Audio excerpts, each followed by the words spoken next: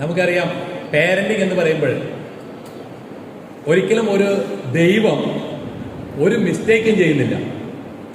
കാരണം എന്താ വെച്ചിട്ടുണ്ടെങ്കിൽ ദൈവം അഡൽട്ടുകളെ ആരെയും സൃഷ്ടിച്ചിട്ടില്ല. ദൈവം സൃഷ്ടിച്ചിട്ടുള്ളത് കുഞ്ഞുങ്ങളെ മാത്രമാണ്. അപ്പോൾ ആ കുഞ്ഞായി പിറന്നു വീഴുന്ന ആ ശിശുവിന് ഒരു അഡൽട്ടായി വരുന്നത് നമ്മുടെ സമൂഹത്തിലാണ്. ഈ സമൂഹത്തിൽ അവനെ അല്ലെങ്കിൽ അവളെ എങ്ങനെ ആക്കണമെന്ന് തീരുമാനിക്കുന്നത് നമ്മുടെ പേരൻസ് ഉൾപ്പെടുന്ന സമൂഹമാണ്. ഒരിക്കലും ഒരു കുട്ടിയും മോശമായി വരാനായിട്ട് നമ്മുടെ സൊസൈറ്റിയോ അല്ലെങ്കിൽ പേരൻസ് ഉൾപ്പെടുന്ന നമ്മുടെ സമൂഹമോ ആഗ്രഹിക്കുന്നില്ല. അപ്പോൾ ആകപ്പെടെ നമുക്ക് വരുന്ന ഒരൊറ്റ കാര്യമുള്ളൂ, കുട്ടികളെ വളർത്തുന്ന സമയത്ത് പേരൻസിൻ്റെ റോളുകൾ എന്തൊക്കെയാണ്, പേരൻസ് നല്ല റോളും ഉണ്ടോ എന്നുള്ളതാണ്. നമ്മളൊന്ന് നോക്കേണ്ടത് പേരൻസിനാണ് ഏറ്റവും വലിയ റോളുള്ളത്. മഹാഭാരതത്തിലൊരു കഥയുണ്ട്. കുരുക്ഷേത്ര യുദ്ധം കഴിഞ്ഞ് കണ്ണ് കെട്ടപ്പെട്ട ഗാന്ധാരി യുദ്ധക്കളത്തിലോട്ട് വരും. ആ യുദ്ധക്കളത്തിലോട്ട് വരുമ്പോൾ അവർ കണ്ണുകൾ അഴിച്ച് ആ കാഴ്ചകളൊക്കെ ഒന്ന് കാണുക. രക്തത്തിൽ പുരണ്ടു കിടക്കുന്ന ജീവിതങ്ങൾ, അവരുടെ 100 മക്കൾ, പൊട്ടിപ്പൊളിഞ്ഞ രഥങ്ങളും അതുപോലെ മുറിവേറ്റി കിടക്കുന്ന കുതിരകളും ആനകളും. അവർ ആ കാഴ്ച കണ്ട് പതുക്കെ സ്റ്റേജിലോട്ട്, നമ്മുടെ യുദ്ധക്കളത്തിലോട്ട് വന്ന് സ്വന്തം മക്കളെ 100 മക്കളെയും ഓരോരുത്തരെയും പതുക്കെ മടിയിലെടുത്ത് വെച്ച് കരയാണ്. അവസാനം 100 മക്കളെയും എണ്ണിക്കഴിഞ്ഞ് ആ സങ്കടം സഹിക്കവയ്യാതെ ആർത്തട്ടഹസിക്കുമ്പോൾ അവർ ശ്രീകൃഷ്ണനോടൊരു ചോദ്യം ചോദിക്കുന്നുണ്ട്. കൃഷ്ണ ഭഗവാനെ, എൻ്റെ 100 മക്കളിൽ ഒരാളെയെങ്കിലും നിനക്ക് വച്ചുകൂടായിരുന്നു? എൻ്റെ കർമ്മങ്ങൾ ചെയ്യാനായിട്ടെങ്കിലും ഒരുത്തിനെങ്കിലും നിനക്ക് അവശേഷിപ്പിക്കാമായിരുന്നില്ലേ എന്ന് ചോദിക്കുമ്പോൾ ഗൂഢ മന്ദസ്മിതത്തോടുകൂടി ശ്രീകൃഷ്ണൻ കൊടുക്കുന്ന മറുപടിയുണ്ട്. വയ്ക്കാമായിരുന്നു, പക്ഷേ പേരൻസ്, അമ്മ പോലും നോക്കണ്ടെന്ന് ആഗ്രഹിച്ച മക്കളെ ദൈവത്തിന് പോലും കാക്കാൻ പറ്റില്ല. മക്കളെ കാണണമെന്ന് വെച്ചുകൊണ്ട് ഇത്രയും കാലം നിങ്ങൾ കണ്ണുകൾ കെട്ടിവെച്ചു. ഭർത്താവിനെ കാണാൻ കഴിവില്ല മക്കളെ, പക്ഷെ ആ മക്കൾ എന്തെങ്കിലും തെറ്റ് ചെയ്യുന്നുണ്ടോ എന്ന് കാണാൻ കണ്ണുകൾ തന്ന അമ്മയായ നിങ്ങൾ പോലും മക്കളെ കാണണമെന്ന് പറഞ്ഞ് വെച്ചില്ലേ, കണ്ണ് കെട്ടി വെച്ചില്ലേ? പിന്നെ ദൈവത്തിന് എന്താ ചെയ്യാൻ സാധിക്കുക? സോ പേരൻസിനോട് എനിക്ക് പറയാനുള്ളത്, ഇവിടെ ഇരിക്കുന്ന നമ്മുടെ ഫ്യൂച്ചർ ലീഡേഴ്സിനെ, ഫ്യൂച്ചർ എൻജിനീയേഴ്സിനെ ഈ നാടിൻ്റെ സമ്പത്താക്കി മാറ്റുന്നതിൽ ഒരു ഉത്തരവാദിത്വമുണ്ട്. അവർ നിങ്ങളുടെ മാത്രം മക്കൾ എന്നുള്ളതിന് പുറമെ ഈ സമൂഹത്തിൻ്റെ ഒരു റെസ്പോൺസിബിൾ സിറ്റിസണായിട്ട് വളർത്താനുള്ള ഉത്തരവാദിത്വം കൂടി നിങ്ങളിൽ അർപ്പണമാണ്. അത് കൃത്യമായി നമ്മൾ മോണിറ്റർ ചെയ്ത് പോയാൽ മാത്രമേ ആ റിസൾട്ട് നമുക്ക് കിട്ടുള്ളൂ. അങ്ങനെ പേരൻസ്, എനിക്ക് ചോദിക്കാനുള്ളതാണ്, ഈ കുട്ടികളുടെ ജീവിതത്തിൽ ഏറ്റവും കൂടുതൽ ഇൻഫ്ലുവൻസ് ചെയ്യപ്പെടുന്ന ഫാക്ടേഴ്സ് എന്തൊക്കെയാണ്? പേരൻസിൻ്റെ ജീവിതത്തിൽ, കുട്ടികളുടെ ജീവിതത്തിൽ ഏറ്റവും കൂടുതൽ ഇൻഫ്ലുവൻസ് ചെയ്യുന്ന ഫാക്ടേഴ്സ് എന്തൊക്കെയാണ്? കുട്ടികൾക്ക് പറയാം. കമോൺ, മൈക്കുണ്ടോ? കൊടുക്ക.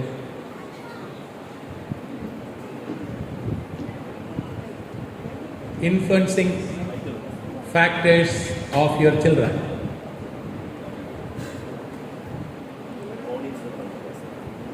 ആരെങ്കിലും കൈവയ്ക്ക് കഴിഞ്ഞാൽ മൈക്ക് തരും.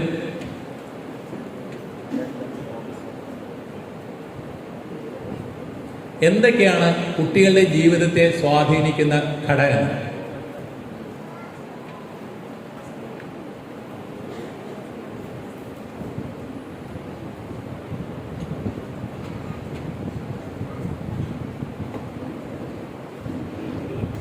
മനസ്സിൽ വരുന്ന പറഞ്ഞോളൂ.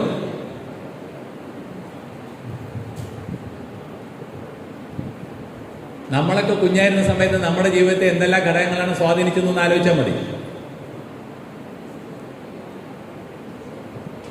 ഇരുന്ന് പറഞ്ഞോളൂ.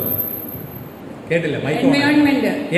Very good. നല്ലൊരു കയ്യടി കൊടുക്കാം കേട്ടോ. അവര് കയ്യടിയൊക്കെ ആവട്ടെ. എൻവയോൺമെന്റ്. ശരിയാണ്, എൻവയോൺമെന്റ് ആണ്, അതുപോലെ ടീച്ചേഴ്സ് സ്വാധീനിക്കും, നമ്മുടെ പിയർ ഗ്രൂപ്പ് അതായത് ഫ്രണ്ട് സർക്കിൾ സ്വാധീനിക്കും, പിന്നെ റിലേറ്റീവ്സ് സ്വാധീനിക്കും, ബട്ട് അതുപോലെ തന്നെ പേരൻസ് സ്വാധീനിക്കും. ഇതിൽ ഈ പറഞ്ഞത് ഏറ്റവും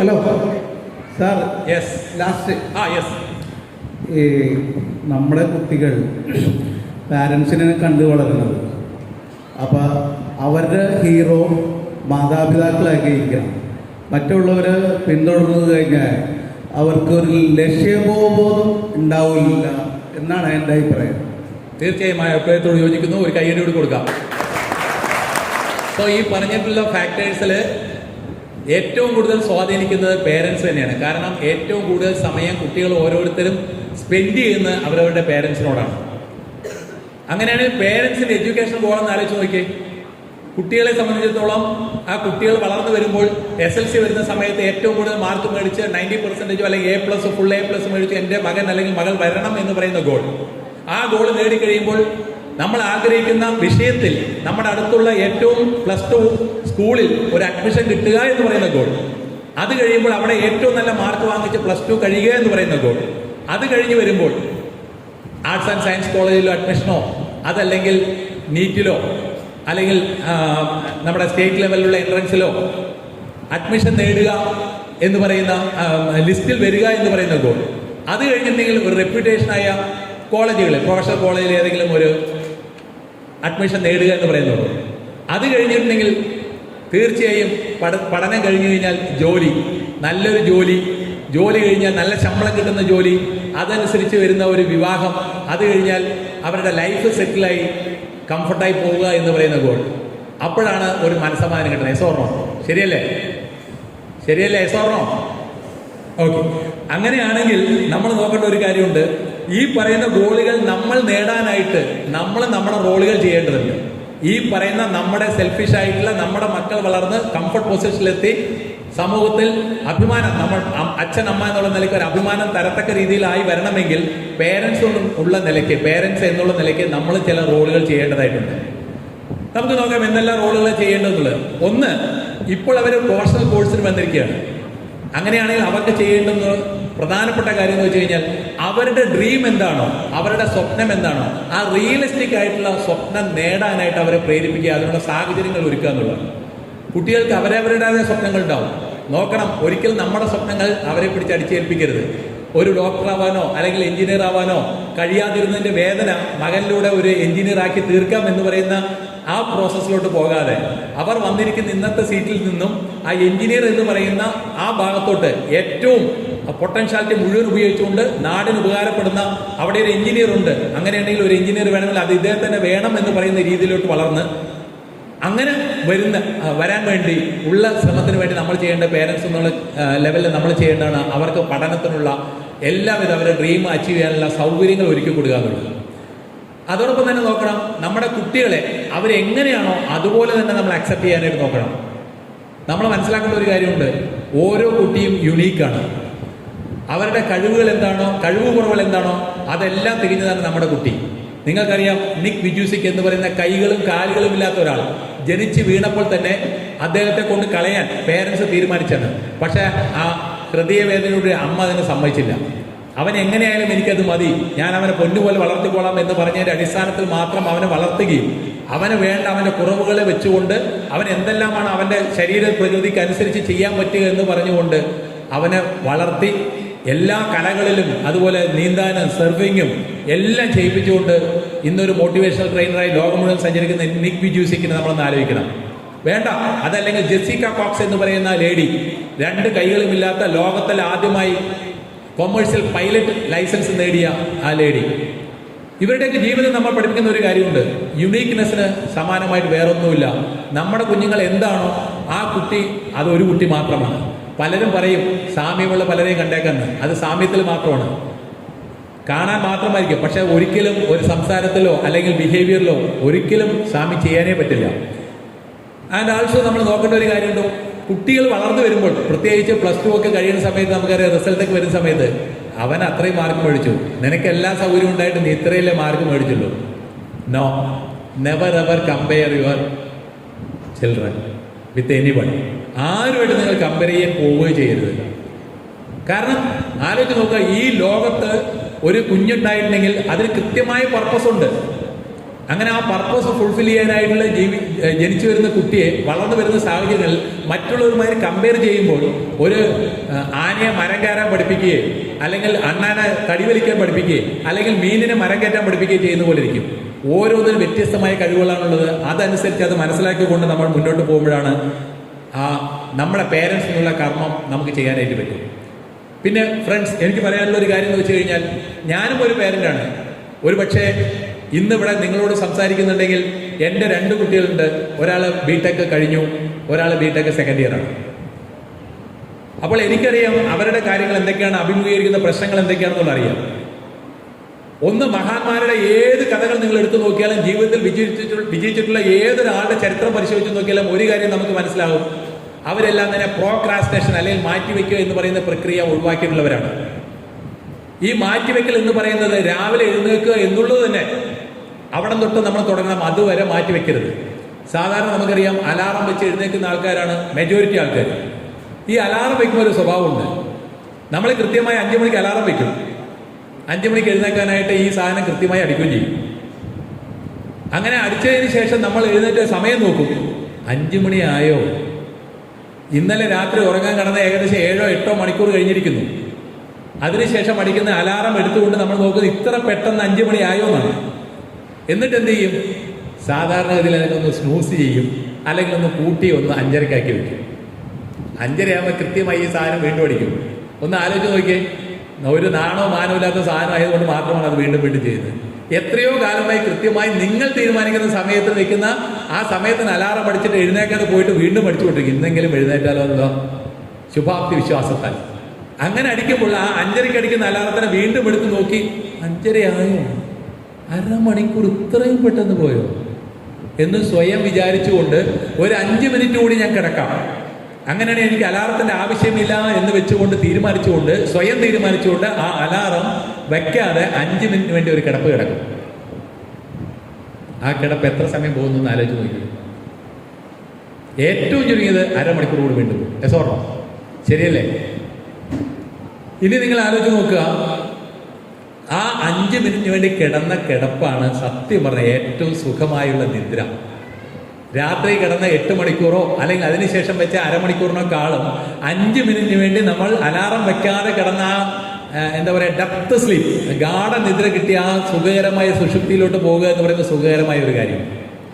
പക്ഷേ ഒരു കാര്യം ആലോചിക്കേണ്ടത്, പേരൻസും അതുപോലെ തന്നെ കുട്ടികളും ശ്രദ്ധിക്കാനുള്ള ഒരു കാര്യമാണ്, എപ്പോഴാണ് ഒരു മനുഷ്യൻ വളരുന്ന ഒരു ചോദ്യമുണ്ട്.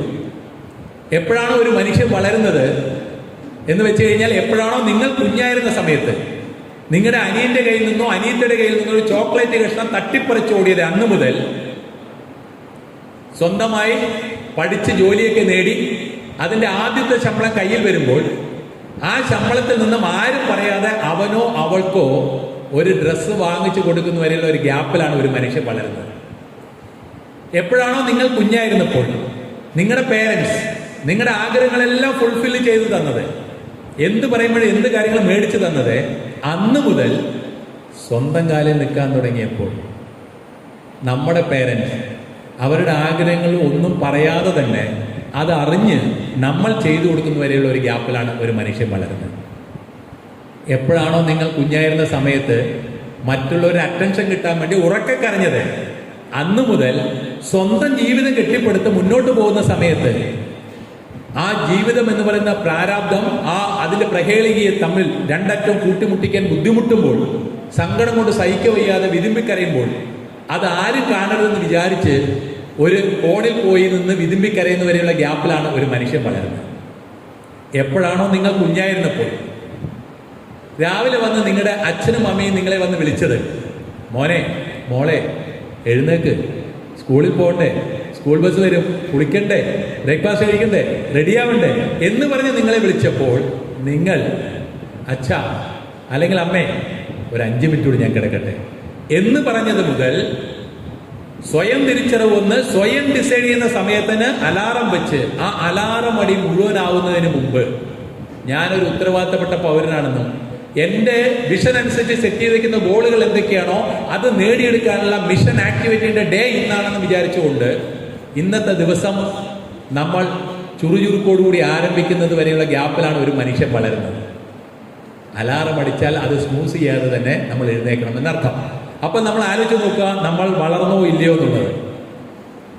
അപ്പോൾ ഫ്രണ്ട്സ്, നമ്മൾ ആലോചിക്കുന്ന പേരൻസിനോട് പറയാനുള്ള ഒരൊറ്റ കാര്യമുണ്ട്, രാവിലെ എഴുന്നേൽപ്പിക്കുക എന്ന് പറയുന്ന ശീലം ഇൻകൾക്കേറ്റ് ചെയ്യാൻ നമ്മൾ കൂടി ബുദ്ധിമുട്ടണം.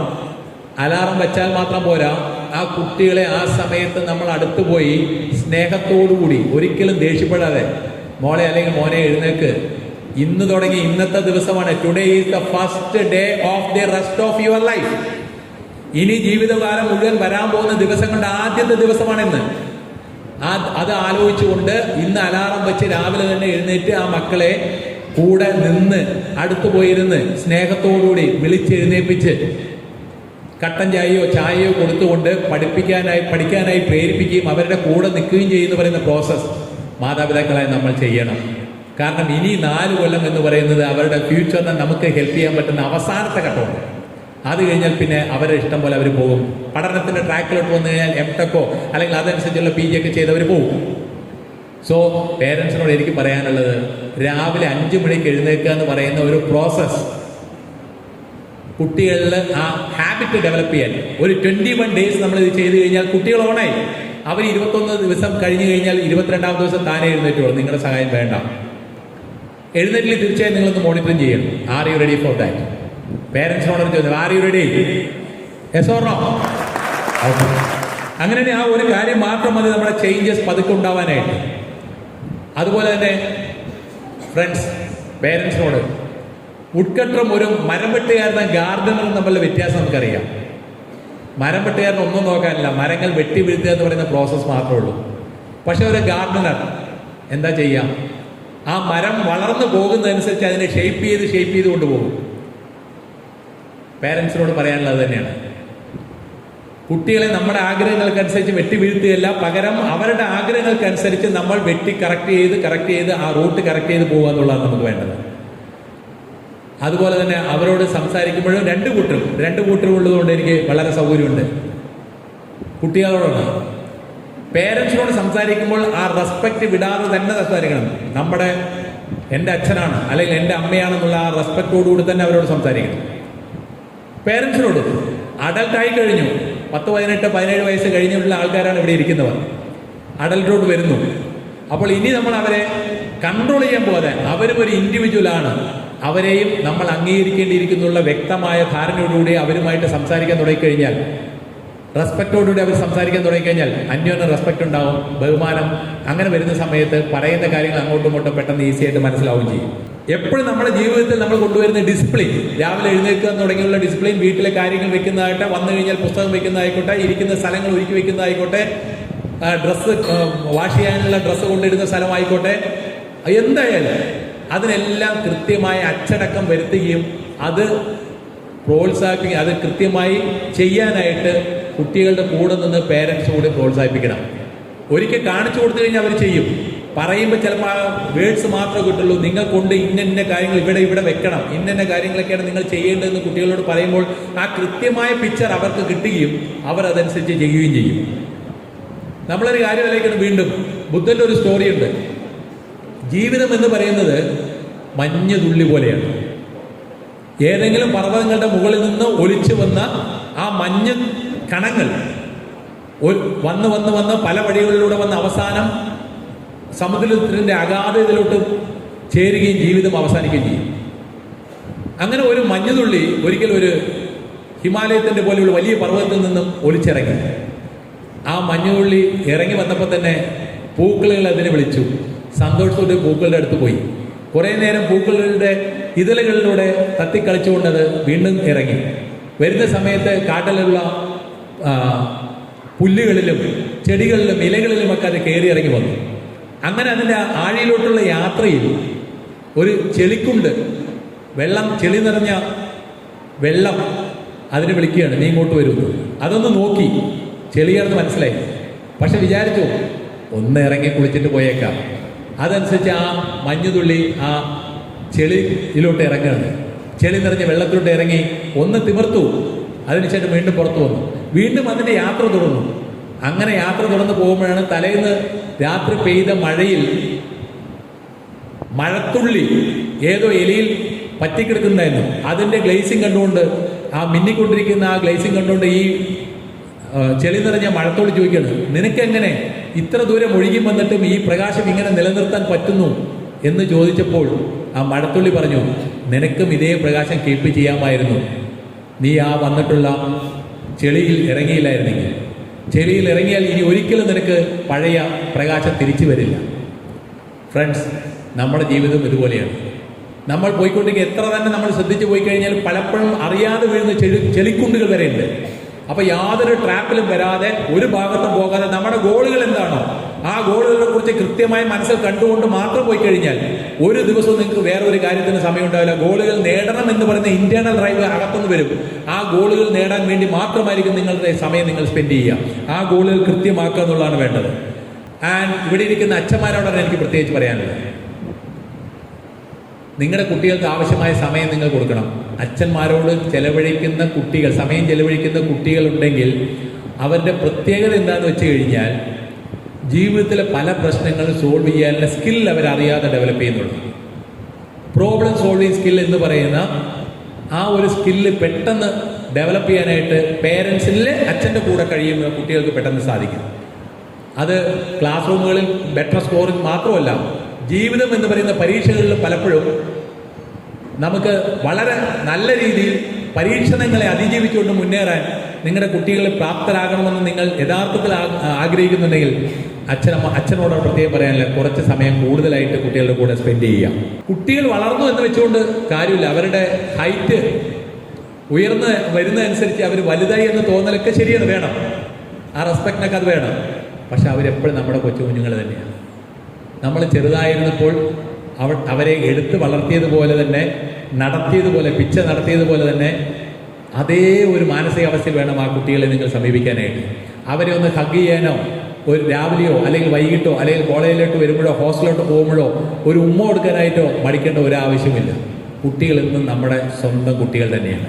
അതുപോലെ ആ വളർന്നു വരുന്ന സാഹചര്യങ്ങളിൽ ഏത് സാഹചര്യത്തിൽ വന്നു കഴിഞ്ഞാലും അത് എവിടെയായാലും നിങ്ങളുടെ കുഞ്ഞുങ്ങൾ ആരോടെങ്കിലും ഡിസ്റെസ്പെക്ട് കാണിച്ചിട്ടുണ്ടെങ്കിൽ, ഒരു മര്യാദയില്ലാത്ത പെരുമാറ്റം കണ്ടു എന്ന് നിങ്ങൾക്ക് തോന്നിക്കഴിഞ്ഞാൽ അതിനെ വളരെ സ്ട്രോങ് ആയിട്ട് എന്നാൽ വിത്ത് ലവോടുകൂടി അത് റെക്ടിഫൈ ചെയ്യണം. ഒരു കാരണവശാലും ഇങ്ങനെയുള്ള പ്രവൃത്തികൾ ഞാൻ അനുവദിക്കില്ല എന്നുള്ള മെസ്സേജ് നിങ്ങളുടെ ഭാഗത്ത് നിന്ന് കൃത്യമായി കൊടുക്കണം.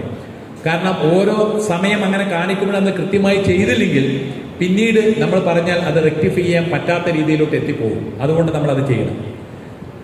വീണ്ടും കുട്ടികളോടാണ് പറയാനുള്ളത്, സംസാരിക്കുന്ന സമയത്ത് ഏതൊരാളോടും ഇനി നമ്മുടെ പേഴ്സണാലിറ്റിയൊക്കെ ഡെവലപ്പ് ചെയ്യേണ്ട സമയമാണ്. ഇത് ഈ 4 വർഷത്തെ കോഴ്സ് ഇവിടെ കഴിഞ്ഞുകൊണ്ട് എത്ര മാർക്ക് വാങ്ങി എന്നതിലുപരി ഒരു ഇന്റർവ്യൂവിനൊക്കെ പോകുമ്പോൾ ശ്രദ്ധിക്കുന്ന പ്രധാനപ്പെട്ട കാര്യങ്ങൾ how you are dealing with other people. Interpersonal skill നല്ലപോലെ ഡെവലപ്പ് ചെയ്യണം. ഇവിടെ വരുന്ന ഇത്രയും കുട്ടികളുമായിട്ട് ഡിഫറെന്റ് കൾച്ചറുള്ള, ഡിഫറെന്റ് ബാക്ക്ഗ്രൗണ്ടിലുള്ള കുട്ടികളുമായിട്ട് മിങ്കിൾ ചെയ്ത് പോകാൻ പറ്റിയ അസുലഭ അവസരമാണ് ഈ 4 വർഷം എന്ന് പറയുന്നത്. ആ അവസരങ്ങളിൽ ദിവസവും കോളേജിൽ വരണം, ഒരു ദിവസം പോലും മുടക്കാതെ ഈ കുട്ടികളുമായിട്ട് നേരത്തെ നമ്മുടെ ചീഫ് ഗസ്റ്റ് പറഞ്ഞതുപോലെ 400-450 ദിവസം മാത്രമേ 4 വർഷത്തിലേക്ക് നമുക്ക് കിട്ടുന്നുള്ളൂ. ആ അത്രയും ദിവസം നമ്മൾ ആഹ്ലാദത്തോടുകൂടി അവരോട് ചെലവഴിക്കുകയും അതോടൊപ്പം തന്നെ അങ്ങനെ സംസാരിക്കുമ്പോൾ ആരുമായിട്ടാണ് നിങ്ങൾ സംസാരിക്കുമ്പോഴും ആ കണ്ണിൽ നോക്കി സംസാരിക്കാനായിട്ട് ശീലിക്കുക. കണ്ണിൽ നോക്കുമ്പോൾ നിങ്ങൾ ആകെപ്പാടെ ശ്രദ്ധിക്കേണ്ട ഒറ്റ കാര്യം, ആ കൃഷ്ണമണിയുടെ നിറം എന്താണ്? ഓരോ ആൾക്കാരുടെ കൃഷ്ണമണിയുടെ നിറം വ്യത്യാസമായിരിക്കും. ഇത് മനസ്സിലാക്കുക എന്നൊരു ഉദ്ദേശം മാത്രം മതി. ആ കണ്ണിലോട്ട് നോക്കി തന്നെ സംസാരിക്കുമ്പോൾ നമ്മൾ അറിയാതെ ഡെവലപ്പ് ചെയ്ത ഒരു ക്വാളിറ്റിയാണ് അസർട്ടീവ്നെസ്. എപ്പോൾ നോ എന്ന് പറയണം. ചില സാഹചര്യങ്ങളിൽ നോ എന്ന് പറയാതെ കൊണ്ട് മാത്രം ജീവിതം ബുദ്ധിമുട്ടിലാവുന്ന ആൾക്കാരും സമൂഹവും നമ്മുടെ ചുറ്റിലുമുണ്ട്. അതുകൊണ്ട് ഏതൊക്കെ സമയത്ത് നോ എന്ന് വളരെ പൊളൈറ്റായ രീതിയിൽ നമുക്ക് പറയണമെങ്കിൽ അത് കണ്ണിൽ നോക്കി സംസാരിച്ച് ശീലിച്ചാൽ മാത്രമേ സാധിക്കുള്ളൂ. നമ്മൾ നമ്മുടെ ഫ്രണ്ട്സിനെയൊക്കെ ഉണ്ടാക്കുന്ന സമയത്ത്, പ്രത്യേകിച്ച് ഇപ്പോൾ +2 കഴിഞ്ഞിട്ടായിരിക്കും ഇങ്ങോട്ട് വന്നിട്ടുണ്ടാവുക. നമ്മുടെ +2-ലൊക്കെ ഫ്രണ്ട്സിനെ ഒന്ന് ആലോചിച്ച് നോക്കി. 2 കൊല്ലം കൂടെ പഠിച്ച്, പ്രത്യേകിച്ച് ആ ടീനേജ് കഴിഞ്ഞ് വന്നിട്ടുള്ള നമ്മുടെ ചങ്ക് ഫ്രണ്ട്സ്, അവരുമായിട്ടുള്ള കൂട്ടുകെട്ടെന്ന് അവസാനിപ്പിക്കുക വേണ്ട. ഇടയ്ക്ക് നിങ്ങൾ ഇവിടുന്ന് ഹോസ്റ്റലിൽ നിന്നാണെങ്കിൽ വീട്ടിലോട്ട് പോകുമ്പോഴോ അല്ലെങ്കിൽ വൺസ് ഇൻ എ മന്തെങ്കിലും നിങ്ങൾ അവരുമായിട്ട് മീറ്റ് ചെയ്യുക, അവരുമായിട്ട് ഒന്ന് കറങ്ങാനൊക്കെ പോവുക. ഫ്രണ്ട്സാണ് നമ്മുടെ ജീവിതത്തിൽ എന്തെങ്കിലുമൊക്കെ സ്വാധീനം ചെലുത്തുന്നത്. അത് മാത്രമല്ല, അതുപോലെയുള്ള ചങ്ക് ഫ്രണ്ട്സിനെ സൃഷ്ടിക്കാനാണ് 2 കൊല്ലം കൊണ്ടാണ് നിങ്ങൾ അവിടെ സൃഷ്ടിച്ചെങ്കിൽ ഇനി 4 കൊല്ലമാണ് നിങ്ങളുടെ മുന്നിലുള്ളത്. നാളെ നിങ്ങൾ ജീവിതത്തിന്റെ പല മേഖലകളിൽ വിഹരിക്കുന്ന സമയത്ത് ഒരാളെ എവിടെ വിളിച്ചാൽ കിട്ടും എന്ന് ആവശ്യം വരുന്ന സമയത്ത് വിളിച്ചാൽ നമ്മളെ സഹായിക്കുന്ന നമ്മുടെ ഫ്രണ്ട്സ് നമുക്ക് ഉണ്ടാവണം. നമുക്കറിയാം ഇന്നത്തെ ഫോൺ ഇഷ്ടം പോലെ കോൺടാക്ട് നമ്പർ നമുക്ക് സേവ് ചെയ്യാൻ പറ്റുന്നതാണ്. ഈ നമ്പറുകളിലുള്ള ആയിരക്കണക്കിന് നമ്പറുകളിൽ ഒന്ന് സ്ക്രോൾ അപ്പോ സ്ക്രോൾ ഡൗണോ ചെയ്തുകൊണ്ട് നമ്മളെ ഈ പെർട്ടിക്കുലർ സിറ്റുവേഷൻ സഹായിക്കാനായിട്ട് ഏത് വ്യക്തി നമ്മുടെ കൂടെ നിൽക്കും എന്ന് പറയുമ്പോൾ എത്ര പേരുണ്ടെന്ന് നോക്കുക. അങ്ങനെ നോക്കുമ്പോൾ കുറവാണ് ആൾക്കാർ വരുന്നതെങ്കിൽ നമ്മുടെ ഇന്റർപേഴ്സണൽ സ്കില്ല് പോരാന്നാണ് അർത്ഥം. അപ്പൊ അതനുസരിച്ച് നമ്മുടെ ഫ്രണ്ട്സിനെ ക്രിയേറ്റ് ചെയ്യാനുള്ള ഒരു നാല് വർഷം കൂടിയാണ് നിങ്ങളുടെ മുന്നിലുള്ളത്. ഏറ്റവും മനോഹരമായുള്ള ഫ്രണ്ട്ഷിപ്പ് നല്ലപോലെ ഡെവലപ്പ് ചെയ്യുക. കാരണം നമ്മുടെ ഒപ്പം നിൽക്കാനായിട്ട് നമ്മുടെ ഫ്രണ്ട്സേ ഉണ്ടാവുള്ളൂ. ചിലപ്പോൾ അവർ തരുന്ന ഒരു ചെറിയ ഹിന്റോ ഒരു ക്ലൂവോ തന്നെ ആയിരിക്കും നമ്മുടെ ജീവിതത്തിൽ ഒരു മൈൽ സ്റ്റോൺ ആവുകയും ഒരു പെർട്ടിക്കുലർ സ്ഥലത്തുള്ള വേക്കൻസിക്ക് നമുക്ക് അപ്ലൈ ചെയ്യാൻ പറ്റുന്നു, ഒരു പെർട്ടിക്കുലർ കമ്പനിയിലോട്ട് നമുക്ക് പോകാനായിട്ട് പറ്റുന്നു. അങ്ങനെ വിളിക്കണമെങ്കിൽ നിങ്ങൾക്ക് ഒരു വേക്കൻസി ഉണ്ട് അവിടെ, നിങ്ങളുടെ റെസ്യൂമേ എനിക്ക് അയക്കൂ എന്ന് ഒരു ഫ്രണ്ട് നിങ്ങളോട് പറയണമെങ്കിൽ അത്രയും നല്ല റിലേഷൻഷിപ്പ് മെച്ചപ്പെടുത്തിയാൽ മാത്രമേ അവർ നിങ്ങളോട് പറയുള്ളൂ. ഫ്രണ്ട്സ്, എനിക്ക് പറയാനുള്ളത് പ്രൈം ടൈമിനെ കുറിച്ചാണ്. നമുക്കറിയാം നമ്മുടെ പ്രൈം ടൈം എന്ന് പറയുന്നത് 7:30 to 8:30 തന്നെയാണ്. ചാനൽ ചർച്ചകളുടെ പ്രൈം ടൈം നമുക്കറിയാലോ. സത്യത്തിൽ നമ്മുടെ പ്രൈം ടൈം അവരെ അപഹരിക്കുകയാണ് ചെയ്യുന്നത്. കൃത്യമായി ഓരോ മനുഷ്യന്റെ പ്രൈം ടൈം എന്താണെന്ന് അറിയാവുന്നതുകൊണ്ടാണ് ആ പെർട്ടിക്കുലർ ഏത് ചാനൽ വെച്ച് കഴിഞ്ഞാൽ ആ പെർട്ടിക്കുലർ ടൈം സ്ലോട്ടിൽ ആൾക്കാരെ ഏറ്റവും പിടിച്ചിരുന്ന സാധനങ്ങൾ കൊണ്ട് അവിടെ വെക്കുന്നത്. എനിക്ക് നിങ്ങളോട് പറയാനുള്ളത് നമ്മുടെ പ്രൈം ടൈം വേറെ ആർക്കും കൊടുക്കാനുള്ളതല്ല. ഈ അനാവശ്യമായ ചാനൽ ചർച്ചകൾ കണ്ടിട്ട് എന്ത് കിട്ടാനാണ്? മൊത്തം നെഗറ്റീവ് കിട്ടുള്ളൂ. അതിനേക്കാളും നല്ലത് 7:30 to 8:30 എന്ന് പറയുന്ന ടൈം നിങ്ങളുടെ കുട്ടികളും നിങ്ങൾ അച്ഛനും അമ്മയായിട്ട് ഒരുമിച്ച് സ്പെൻഡ് ചെയ്യാനുള്ള ടൈമാണ്. ആ സമയത്തിനകത്ത് 1 മണിക്കൂറിനകത്ത് ഡിന്നർ, അതിനകത്തുള്ള സംഭാഷണങ്ങൾ, കോളേജിലുള്ള വിശേഷങ്ങൾ, ഹോസ്റ്റലിലുള്ള വിശേഷങ്ങൾ, പുതിയതായിട്ടുള്ള എന്തെങ്കിലും പുതിയ ആക്ടിവിറ്റീസ് ഒക്കെ കോളേജിൽ വരുന്നത് അതിൻ്റെ വിശേഷങ്ങൾ, ഇതെല്ലാം പങ്കുവെക്കാനുള്ള സമയമാണ്. ആ 1 മണിക്കൂർ നിങ്ങൾ സ്പെൻഡ് ചെയ്ത് കഴിഞ്ഞാൽ അവിടെയാണ് സത്യം പറഞ്ഞാൽ ആ ദിവസവുമുള്ള ആ പ്രോസസ്സ് വരികയാണെങ്കിൽ ആ ഓപ്പൺ മൈൻഡ്നെസ് വരുന്നത്. അച്ഛനോടായാലും അമ്മയോടായാലും എന്ത് കാര്യങ്ങളും തുറന്നു പറയാനുള്ള ഒരു ഓപ്പർച്യൂണിറ്റി കുട്ടികൾക്ക് കിട്ടുകയും ആ ഒരു ഫീലിംഗ് ഏറ്റവും മനോഹരമായ രീതിയിൽ അവിടെ കൊടുത്തു കഴിഞ്ഞാൽ കുട്ടികളോടും എന്ത് തുറന്നു ചോദിക്കാനുള്ള ഒരു അറ്റ്മോസ്ഫിയർ അവിടെ ഓട്ടോമാറ്റിക്കായി ക്രിയേറ്റ് ചെയ്യുകയും ചെയ്യും. ആ സമയം നിങ്ങൾ കൃത്യമായി ഉപയോഗിച്ചാൽ ഒരു സംശയവും വേണ്ട, നമുക്കത് നല്ല രീതിയിൽ മുന്നോട്ട് കൊണ്ടുപോകാൻ പറ്റും, നമ്മുടെ കുട്ടികളെ നല്ല രീതിയിൽ നയിക്കാനായിട്ട് പറ്റും. അപ്പോൾ രണ്ടാമത്തെ കാര്യമാണ് ഞാൻ ഇത് ആവശ്യപ്പെടുന്നത്. ഒന്നാമത്തെ കാര്യം ഞാൻ പറഞ്ഞു, എന്തായിരുന്നു അത് ഓർക്കുന്നുണ്ടോ? 5 മണിക്ക് അലാറം വെച്ച് കുട്ടികളോടൊപ്പം എഴുന്നേക്കുക എന്ന് പറയും. നമുക്കും കുറച്ച് ബുദ്ധിമുട്ടുണ്ട് വരും എഴുന്നേക്കുക എന്ന് പറയുന്ന കാര്യം. രണ്ടാമത്തെ കാര്യം ഇതാണ്, 7:30 8:30 ഡിന്നർ ടൈം. 8:30 ഡിന്നർ കഴിക്കുക, തീർക്കുക.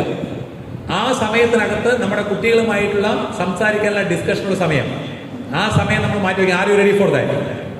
Hello, are you ready? നിങ്ങളുടെ കുട്ടികൾക്ക് വേണ്ടി 4 കൊല്ലം ബുദ്ധിമുട്ടാൻ നിങ്ങൾ റെഡിയാണോ? ആലോചിച്ച് നോക്കണം. ഇപ്പോൾ നമ്മൾ ബുദ്ധിമുട്ടിയില്ലെങ്കിൽ, ഈ 4 കൊല്ലം നമ്മൾ ബുദ്ധിമുട്ടിയില്ലെങ്കിൽ, 4 കൊല്ലം കഴിച്ച കുട്ടികളോടും 4 കൊല്ലം കുട്ടികളെ നിങ്ങൾ ഓരോരുത്തരും ബുദ്ധിമുട്ടിയില്ലെങ്കിൽ, ബുദ്ധിമുട്ടി പഠിച്ചില്ലെങ്കിൽ, അത് കഴിഞ്ഞിട്ട് നിങ്ങൾക്ക് ഭയങ്കര ബുദ്ധിമുട്ടായിരിക്കും. മറിച്ച് ഈ 4 കൊല്ലം നിങ്ങൾ ബുദ്ധിമുട്ടാൻ റെഡിയായി കഴിഞ്ഞാൽ 4 കൊല്ലം ഇതാ പറയുമ്പോൾ ആ 4 കൊല്ലം നിങ്ങൾ യഥാർത്ഥത്തിൽ ബുദ്ധിമുട്ടി പഠിക്കാൻ, ഇഷ്ടപ്പെട്ട് കഷ്ടപ്പെട്ട് പഠിക്കാൻ നിങ്ങൾ റെഡിയായി കഴിഞ്ഞാൽ 4 കൊല്ലം വരുമ്പോൾ നല്ല മാർക്കോടുകൂടി ഇവിടുന്ന് റിസൾട്ട് വരുന്നതിന് മുമ്പ് ക്യാമ്പസ് ഇന്റർവ്യൂവിൽ കിട്ടുക എന്ന് പറയുന്ന ഒരൊറ്റ ഗോൾ മനസ്സിൽ വെച്ചാൽ മതി. ആ മനസ്സിൽ വെച്ച് പോകണമെങ്കിൽ അന്നന്ന് പഠിക്കാനുള്ള കാര്യങ്ങൾ അന്നന്ന് പഠിച്ചു പോകണം. അതിനാവശ്യമായ സാഹചര്യം ഒരുക്കേണ്ടത് ഫാമിലി തന്നെയാണ്. അതുകൊണ്ടാണ് ഇന്ന് ഇതുപോലെ ഒരു ടോക്കിന് വേണ്ടി നിങ്ങളെ വിളിച്ചിരുത്തിയിട്ടുള്ളത്. അച്ഛനും അമ്മയും കുട്ടികളും അടങ്ങുന്ന ആ കൊച്ചു ഫാമിലി എന്ന് പറയുമ്പോൾ അവിടെയുള്ള 1 മണിക്കൂർ നിങ്ങൾ അതിനുവേണ്ടി സ്പെൻഡ് ചെയ്യാൻ റെഡിയാകുമ്പോഴാണ് ആ ഓപ്പണസും കുട്ടികൾക്കും ആ ആത്മവിശ്വാസം കിട്ടുള്ളൂ. എൻ്റെ കൂടെ എൻ്റെ പേരൻസ് ഉണ്ട്, എൻ്റെ അച്ഛനും അമ്മയും എൻ്റെ കൂടെയുണ്ടെന്ന് പറയുന്ന വിശ്വാസം കിട്ടുള്ളൂ. ആ ഒരു 7:30 പ്രൈം ടൈം നിങ്ങളുടെ കുട്ടികൾക്ക് വേണ്ടി വിനിയോഗിക്കാൻ are you ready? Hello, are you ready? Yes or no? Okay, അങ്ങനെയാണ് നമുക്ക് പോകുന്നു. ഇനി നമുക്ക് വേണ്ടത് പഞ്ച്വാലിറ്റിയാണ്. ഒരു ക്ലാസ്സുകൾ കട്ട് ചെയ്യാതെ മുന്നോട്ട് പോകുക എന്നുള്ളത്. ക്ലാസ് ഇവിടെ നടത്തിയിട്ടുള്ള ഇവിടെ അധ്യാപകരൊക്കെ പറഞ്ഞു 1 to 1 കാര്യമൊക്കെ വളരെ വ്യക്തമായി പറഞ്ഞു. സത്യത്തിൽ 1 to 1-നെക്കാളും ഇമ്പോർട്ടൻറ്റ് നമ്മൾ എല്ലാ ക്ലാസ്സുകളും അറ്റൻഡ് ചെയ്യുന്നു എന്നുള്ളതാണ്. ആ ക്ലാസ്സുകൾ കാരണം എന്താ വെച്ചിട്ടുണ്ടെങ്കിൽ നമ്മൾ ആലോചിക്കുന്നത് 450 ഡേയ്സാണ് നമുക്ക് കിട്ടുന്നത്, അപ്രോക്സിമേറ്റ് സാർ പറഞ്ഞു. അപ്പോൾ അത്രയും ദിവസം മാത്രമേ നമ്മുടെ ജീവിതത്തിൽ നമ്മുടെ കൂട്ടുകാരുമായി, നമ്മുടെ അധ്യാപകരുമായി, നമ്മുടെ കോളേജിൽ നമുക്ക് സ്പെൻഡ് ചെയ്യാൻ പറ്റുള്ളൂ. അത് കഴിഞ്ഞ് പിന്നെ വർഷങ്ങൾ കഴിഞ്ഞിട്ടായിരിക്കും മലിമിനി മീറ്റ് എന്നൊക്കെ പറഞ്ഞ് പിന്നെ ഈ കോളേജിലോട്ട് വരുന്നത്. അത് നമ്മൾ നോക്കണം. അതോടൊപ്പം തന്നെ പേരൻസിനോട് പറയാനുള്ളത് പണിഷ്മെന്റും അപ്രീസിയേഷനുമാണ്. പലപ്പോഴും നമുക്കറിയാം, എന്തെങ്കിലും കാര്യങ്ങൾ കിട്ടിക്കഴിഞ്ഞിട്ടുണ്ടെങ്കിൽ കുട്ടികളെ അങ്ങനെ ചെയ്ത് ഇങ്ങനെ ചെയ്ത്, നീ എന്തിനാണ് അങ്ങനെ ചെയ്ത്, അങ്ങനെ ചെയ്യാൻ പാടില്ല എന്നൊക്കെ പറഞ്ഞ് നമ്മൾ ക്രിട്ടിസൈസ് ചെയ്യും, അവരെ അതിനുവേണ്ടി ചിലപ്പോൾ പണിഷ് ചെയ്യും. അതോടൊപ്പം തന്നെ അങ്ങനെ ചെയ്യുന്ന സമയത്ത് അവർ ചെയ്യുന്ന നല്ല കാര്യത്തെ നിങ്ങൾ അപ്രിഷ്യേറ്റ് ചെയ്യാറുണ്ടോ? അതുകൂടി നോക്കണം. Appreciation is also very very important. ചെയ്യുന്ന കാര്യങ്ങൾ എന്തായാലും ഒരു കാര്യം നിങ്ങൾ ആവശ്യപ്പെട്ടതനുസരിച്ച് ചെയ്യുകയാണെങ്കിലും അല്ലെങ്കിൽ അവർക്ക് ചെയ്യാനുള്ള ടാസ്ക് ആണെങ്കിലും അവരത് കംപ്ലീറ്റ് ചെയ്യുന്നുണ്ടെങ്കിൽ, അങ്ങനെ കംപ്ലീറ്റ് ചെയ്തിട്ടുണ്ടെങ്കിൽ നിങ്ങൾ അപ്പോൾ തന്നെ അതൊരു അവസരമായി കണ്ടുകൊണ്ട് ആ കുട്ടികളെ വിളിച്ച് പ്രത്യേകം അവരെ അഭിനന്ദിക്കണം. കാരണം പണിഷ്മെന്റ് റിവാർഡും രണ്ട് തരത്തിലാണ്. പണിഷ്മെന്റ് പലപ്പോഴും ചില കാര്യങ്ങൾ ചെയ്യാതിരിക്കാൻ പ്രേരിപ്പിക്കും, ഓഫ് കോഴ്സ്, നോ ഡൗട്ട്. പക്ഷെ റിവാർഡ് നമ്മൾ കൊടുക്കുമ്പോൾ ചെയ്യാതിരിക്കാനും ചെയ്ത കാര്യങ്ങളെ വീണ്ടും റിപ്പീറ്റ് ചെയ്യാനായിട്ട് പ്രേരിപ്പിക്കും. അപ്പോൾ എന്ത് ചെയ്യും? നല്ല കാര്യങ്ങളൊക്കെ വീണ്ടും റിപ്പീറ്റ് ചെയ്തപ്പോഴുള്ള സാധ്യത കൂടും. ഞാനൊരു ചോദ്യം ചോദിക്കട്ടെ, കുട്ടികളെയൊക്കെ തല്ലി വളർത്തണോ തല്ലാതെ വളർത്തണോ? എന്താണ് പേരൻസിന്റെ അഭിപ്രായം?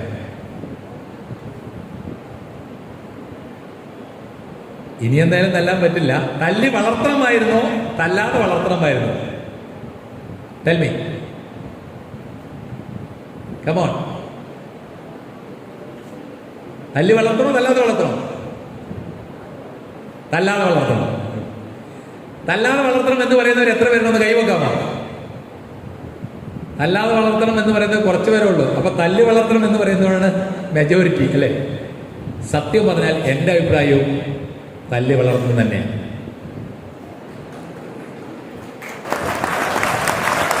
പക്ഷെ കൈയടിച്ചവർ ഒരു കാര്യം ആലോചിക്കണം, തല്ലി വളർത്തണം എന്ന് പറയുമ്പോൾ ഒരു കാര്യം ആലോചിക്കണം, എന്ത് കാര്യത്തിനാണോ നിങ്ങൾ അവരെ തല്ലാൻ പോകുന്നത്, ആ തല്ലാൻ വേണ്ടി വിളിക്കുക, ആ പ്രവൃത്തി എന്തോ ചെയ്തോട്ടെ, വിളിച്ചിട്ട് ആ ഒരു ക്ലോക്ക് ഉണ്ടെങ്കിൽ ക്ലോക്കിലോട്ട് നോക്കുക, 1 മിനിറ്റ് ആ സെക്കൻഡ് സൂചി ഒന്ന് ഓടിക്കഴിയണം, അതിനുശേഷം അവരെ തല്ലാവും. നൗ ടെൽ മീ, അങ്ങനെ ഒരു സാഹചര്യം വേണ്ടി നിങ്ങൾ ആ പ്രവൃത്തിക്ക് വേണ്ടി വിളിച്ച കാര്യത്തിന് വേണ്ടി അവരെ തല്ലുമോ? Yes or no? അപ്പോൾ ആലോചിച്ച് നോക്കുക. ഇല്ലെങ്കിൽ നമ്മൾ തല്ലുന്നത് എന്തിനു വേണ്ടിയാ? നമ്മുടെ ദേഷ്യം ശമിപ്പിക്കാൻ വേണ്ടിയാ. ഒരിക്കലും അത് ചെയ്യരുത്. നമ്മൾ ചെയ്യേണ്ടത് ആ കുട്ടി യഥാർത്ഥത്തിൽ ആ 1 മിനിറ്റ് കഴിഞ്ഞതിന് ശേഷവും നിങ്ങൾക്ക് അതുപോലെയുണ്ട്, ആ കുട്ടിയെ തല്ലണം, എന്നാൽ മാത്രമേ ശരിയാവുള്ളൂ എന്നുള്ള തോന്നലുണ്ടെങ്കിൽ നിങ്ങൾക്ക് തീർച്ചയായും തല്ലാം. ഞാൻ കോട്ടക്കൽ രാജാസ് ഹൈസ്കൂൾ നിങ്ങൾ കേട്ട് കാണും, മലപ്പുറം ജില്ലയിലുള്ള ഒരു കോളേജാണ്, അത് സ്കൂളാണ്. അവിടെ ഒരിക്കൽ പാരന്റിങ് SLCക്ക് എടുക്കാൻ പോയി. അവിടെ പാരന്റിങ് എടുത്തു, ഈ കാര്യം പറഞ്ഞു, ഇങ്ങനെ തല്ലുന്ന കാര്യം പറഞ്ഞു. അത് കഴിഞ്ഞിട്ട് +2 പോയപ്പോൾ സെയിം തന്നെ അവിടെ പാരന്റിങ് വിളിച്ചു. അവിടെ ഒരു പാരന്റിങ് ക്ലാസ് നടത്തുക. അപ്പോൾ ഭാഗ്യത്തിനോ നിർഭാഗ്യത്തിനോ എന്തായാലും ഒരു 20% കുറച്ച് ആൾക്കാരുണ്ടാവുള്ളൂ. നമ്മൾ നമ്മുടെ കണ്ടന്റ് കൊടുക്കുമ്പോൾ ഒരു 80% മാത്രം പുതിയ 20% പഴയത് തന്നെയായിരിക്കും. പ്രത്യേകിച്ച് മാറ്റാനൊന്നും പറ്റില്ല ആ കാര്യങ്ങൾ. അപ്പോൾ അവിടെ ഇതേ കാര്യം പറഞ്ഞു, ഇങ്ങനെ ഈ വാച്ചിൻ്റെ കാര്യം ക്ലോക്ക് എടുക്കാൻ. അപ്പോഴൊരു അമ്മ എഴുന്നേറ്റു, സാറേ ഞാൻ കഴിഞ്ഞ കൊല്ലം ഇതേ ക്ലാസ്സിലുണ്ടായിരുന്നു 10ാം ക്ലാസ്സിൽ. ഇതുപോലെ സാറ് പറഞ്ഞതനുസരിച്ച് ഞാൻ ക്ലോക്കൊക്കെ എടുക്കും. അതിനുശേഷം 1 മിനിറ്റ് കഴിയുമ്പോൾ തല്ലണ്ട് വരാറില്ല, മിക്കവാറും തല്ലണ്ട് വരില്ല. പക്ഷെ വേറൊരു സംഭവം ഉണ്ടായി. പിന്നെ ഇവൻ എന്ത് ചെയ്യുന്നറിയോ, എന്ത് കാര്യം ചെയ്താലും തല്ലാൻ വേണ്ടി വിളിച്ചു കഴിഞ്ഞാൽ അവൻ തന്നെ ക്ലോക്ക് എടുത്തുകൊണ്ട് വരും. അമ്മ ഇതൊന്ന് നോക്കുമെന്ന് പറഞ്ഞു. സമയം നോക്കിക്കൊണ്ട് 1 മിനിറ്റ് കഴിഞ്ഞിട്ട് അമ്മയ്ക്ക് തല്ലണമെങ്കിൽ തല്ലിക്കോളാൻ എന്ന് പറഞ്ഞു. അപ്പോൾ നമ്മൾ നോക്കേണ്ട ഒരൊറ്റ കാര്യമുള്ളൂ, ഫിസിക്കൽ ഫോഴ്സ് ആവശ്യമെങ്കിൽ മാത്രമേ കൊടുക്കാവൂ. നിങ്ങളുടെ ചെറിയ കുട്ടികളുണ്ടെങ്കിൽ പോലും ആവശ്യമെങ്കിൽ മാത്രമേ കൊടുക്കൂ. യഥാർത്ഥത്തിൽ അവനത് വേണം. ഒരടി കിട്ടിയാൽ അവനത് ശരിയാകും എന്ന തോന്നൽ നിങ്ങൾക്കുണ്ടെങ്കിൽ മാത്രമേ നിങ്ങൾ അടിക്കാവൂ. അല്ലാതെ ഒരിക്കലും നിങ്ങളുടെ ദേഷ്യം ശമിപ്പിക്കാൻ വേണ്ടി അത് ചെയ്യരുത്. ഇവിടെ സാറ് പറയുന്നുണ്ടായിരുന്നു, പാഷന്റെ കാര്യം പറയുന്നുണ്ടായിരുന്നു. പാഷൻ എന്ന് പറയുമ്പോൾ പാഷന്റെ കാര്യം, പ്രൊഫഷന്റെ കാര്യം പറയുന്നത്. പ്രൊഫഷണൽ, നമ്മളിതൊരു പ്രൊഫഷണൽ കോഴ്സ് വന്നിട്ടുള്ളത് ഫ്രണ്ട്സ്, കുട്ടികളോടാണ്. പേരൻസും കൂടെ ശ്രദ്ധിക്കണം. ഒരു പ്രൊഫഷണൽ കോഴ്സിന് ഒരു എഞ്ചിനീയർ എന്ന് പറയുമ്പോൾ ആൾക്കാർ കാണുന്ന ഒരു പിക്ചർ ഉണ്ട്, ഒരു ഇമേജ് ഉണ്ട്. ആ ഇമേജ് നമ്മൾ കീപ്പ് ചെയ്യാൻ ശ്രദ്ധിക്കണം. നിങ്ങൾ ആലോചിക്കുക, ഒരു ഡോക്ടർ അല്ലെങ്കിൽ ഒരു നേഴ്സ് എന്ന് പറയുമ്പോൾ നമ്മുടെ മനസ്സിലൊരു പിക്ചറില്ലേ? ഒരു നേഴ്സ് എന്ന് പറയുമ്പോൾ തന്നെ വെള്ള വസ്ത്രം ധരിച്ച് സ്റ്റെത്തോസ്കോപ്പ് ഉണ്ടാകാം ഉണ്ടാകാതിരിക്കാം, തലയിൽ ക്യാപ്പൊക്കെ വെച്ചുകൊണ്ട് വരുന്ന ആ നേഴ്സിന്റെ പിക്ചർ. അല്ലെങ്കിൽ ഒരു ഡോക്ടർ എന്ന് പറയുമ്പോൾ വെള്ള കോട്ടും അതുപോലെ സ്റ്റെത്തോസ്കോപ്പും കഴുത്തിലിട്ടുകൊണ്ട് വരുന്ന ഡോക്ടർ എന്ന് പറയുന്ന പിക്ചർ. ആ പിക്ചറിന് പകരം ഒരു ഡോക്ടറെ കാണാൻ പോയി നമ്മൾ ക്യാബിൽ കയറുമ്പോഴാണ് കാണുന്നത് ബർമുടിയും ടീഷർട്ടും ഇട്ട ഒരു ഡോക്ടറാണെങ്കിൽ നമ്മുടെ ഫീലിംഗ് അങ്ങനെയുണ്ട്. ആലോചിച്ചു, ഡ്രസ്സ് തൊട്ട് നമ്മൾ ശ്രദ്ധിക്കണം. ഒരു എഞ്ചിനീയർ എന്ന് പറയുന്ന സമയത്ത് നിങ്ങൾ ഇന്ന് തുടങ്ങി ഒരു എഞ്ചിനീയർ ആണ് എന്ന് സ്വയം വിശ്വസിച്ചുകൊണ്ട് വേണം നിങ്ങളുടെ ഈ 4 കൊല്ലം പോകാനായിട്ട്. ഓരോ നടത്തത്തിലും ഓരോ സംസാരത്തിലും ഓരോ നോട്ടത്തിലും ഡ്രസ്സിങ്ങിലും എല്ലാം കാണണം ഒരു എഞ്ചിനീയർ എങ്ങനെയായിരിക്കണം എന്ന് നിങ്ങളെ കണ്ട ആൾക്കാർ പഠിക്കത്തക്ക രീതിയിൽ വേണം കോളേജിലോട്ട് വരാനും മറ്റുള്ളവരോട് പെരുമാറാനും. എവിടെയാണ് പേരൻസിനോടാണ് ഡോണ്ട് വയലേറ്റ് ദ റൂൾസ്. നമ്മൾ എവിടെ ആവശ്യം കിട്ടിക്കഴിഞ്ഞാലും ഒരു കാരണവശാലും പ്രത്യേകിച്ച് കുട്ടികളുടെ മുമ്പിൽ വെച്ച് ഒരു റൂളുകളും തെറ്റിക്കരുത്. പ്രത്യേകിച്ച് ട്രാഫിക് റൂളുകൾ. എത്ര ബ്ലോക്ക് ആണെങ്കിലും അതിനിടയിൽ കൂടി കുത്തിക്കയറ്റി പോകാതെ ആ ലൈനിൽ കീപ്പ് ചെയ്ത് നിൽക്കുക എന്ന് പറയുന്ന സഹനശക്തി കൊണ്ട് നമ്മുടെ കുട്ടികൾക്ക് നമ്മൾ കൊടുക്കുന്ന ഒരു മെസ്സേജ് ഭയങ്കര വലുതാണ്. കാരണം കുട്ടികൾ അബ്സല്യൂട്ട്ലി കോപ്പി കാറ്റ്സ് ആണ്. പേരൻസ് എന്താണോ ചെയ്യുന്നത് അത് അതേപടി തന്നെ പകർത്താൻ താല്പര്യമുള്ളവരാണ്. മാത്രമല്ല എന്തെങ്കിലും ഒരു വയലേഷൻ ചെയ്തിട്ടുണ്ടെങ്കിൽ പിന്നീട് നമ്മൾ ഏതെങ്കിലും ഒരു കാര്യം കുട്ടികളെ നീ അങ്ങനെ ചെയ്യാൻ പാടില്ല, നിയമം അതല്ല എന്ന് പറയുമ്പോൾ തന്നെ അവൻ ഒന്ന് അർദ്ധഗർഭമായി നമ്മളെ നോക്കാനും ചിലപ്പോൾ നമ്മൾ കാണിച്ച വയലേഷൻ ഒന്ന് സൂചിപ്പിക്കാനും സാധ്യതയുണ്ട്. അതിനുള്ള അവസരം ഒരിക്കലും കൊടുക്കാതിരിക്കാനായിട്ട് നോക്കുക. കുട്ടികളോട് സമയം സ്പെൻഡ് ചെയ്യുന്ന സമയത്ത് അവരുടെ ഭാവി കാര്യങ്ങളെക്കുറിച്ച് പ്ലാൻ ചെയ്യണം.